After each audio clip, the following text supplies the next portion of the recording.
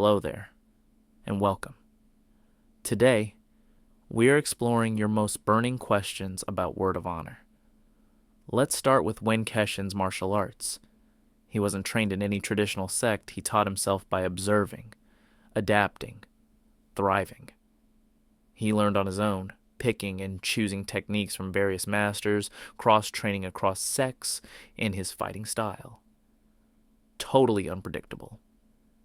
It's not a deliberate fusion.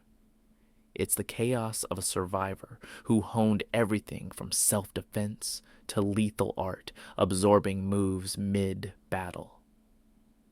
He memorized Josishu's tricks in real time, used Mo Huayang's own technique against him. It's like watching a mirror shatter and reassemble into something deadlier, fiercer. No teacher, no textbooks, just Wen Keshin, Jinghu's wild card. The glazed armor, often called a myth, turned up real in the drama. It's not armor you wear. It's a translucent gemstone lock guarding the world's armory, a legendary vault full of sex secrets. It's broken into 5 pieces, kept by the 5 Lakes Alliance, while Rong Xuan held the key. The armory itself was Long Kuei's design, a trap-riddled vault beneath the mountains. After Rong Xuan vanished, and the key is disguised as Wen Keshin's hairpin, the chase begins. By the end, Zhu Zixu and Wen Keshin open the vault, expecting kung fu scrolls, only to find farming implements. The real secret, agricultural manuals and tools meant to nourish a nation from within, a metaphor for stability, self-sufficiency, and nation-building, rather than power for its own sake. That's why Rong Xuan, the 5 Lakes Alliance, and Zhu Zixu's master aligned on handing it off. It wasn't about conquering with fists, but with soil and seeds. Now, on to the Scorpion King, Ziejie. Raised by Zhao Jing, he earned the title Scorpion and founded the Scorpion Assassins. He's a poison master and tactician, working contracts through the potent Scorpion sect. Poison, iron hooks, scythe-like weapons. We glimpse his iron hook when he kills Song Huaren. His martial skills are more hinted than shown, but don't mistake that for weakness. His intelligence network is legendary, and rumors say he sells his assassins to the highest bidder. Efficient, ruthless, expensive. Moving to the final ending. Episode 36 is a crescendo. Josishu is dying, his body weakened after removing the internal nails. Wen Keshin, with YAOI's secret method, transfers his own ki into him.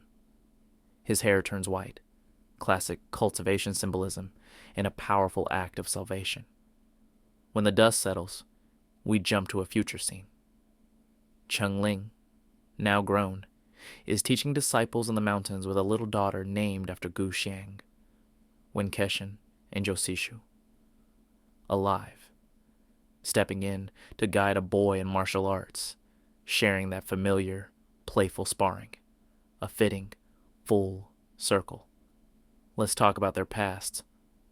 Josishu walked away from the window of heaven, giving up everything, his life, to taste freedom, knowing he had only a few years left. Meanwhile, Wen Keshin carried decades of trauma, from his parents' death at 8 to surviving and ruling Ghost Valley as a teenager, ultimately becoming the feared Ghost Valley master. Both are cloaked in suffering, but the series isn't about hiding it. It's about learning to live. Their relationship thrives on shared understanding, their quiet cups of wine in the sun. That's their rebellion. That's joy. Are they bothered by each other's darkness? Not really. Zixu accepts Wen Keshin's ghosts and chaos. Remember his confrontation with YAOI, he stood and died with him. He refuses to abandon Wen Keshin because of society's judgment. Wuxia romance in full force. And let's not forget that they risk everything for each other. Remember episode 32. Josishu jumps off a cliff to save Wen Keshin with no hesitation. There are countless moments where one falls and the other catches without hesitation. Are they married? That hairpin moment in episode 31, Wen Keshin sliding it into Josishu's hair, is a metaphor from ancient China, the morning after wedding night. It passed censorship. It stays. By the end, they live together as immortals on the mountain. Romantic, yes. Is Josishu okay with Wen Keshin's evil rep? He defends him against the Zhanghu. He stands up to YAOI without hesitation. Their love supersedes law, norm, reputation. Is Wen Keshin a ghost? No. He's human, but haunted. Born to healer parents who were betrayed and killed, he survived Ghost Valley as a teen, built his own ruthless empire there. It lasted 8 years, slaughtering the top 10 ghosts. But in saving Josishu, he kneels before him and renounces his mantle, calling himself the unworthy junior disciple to Zishu, his lord. How does censorship shape the drama? Youku had limited sponsorship and pulled advertising. What was planned as 45 episodes got trimmed to 36, plus short episode 37. They had to convey romance through nuance and expression, thanks to strict BL limits.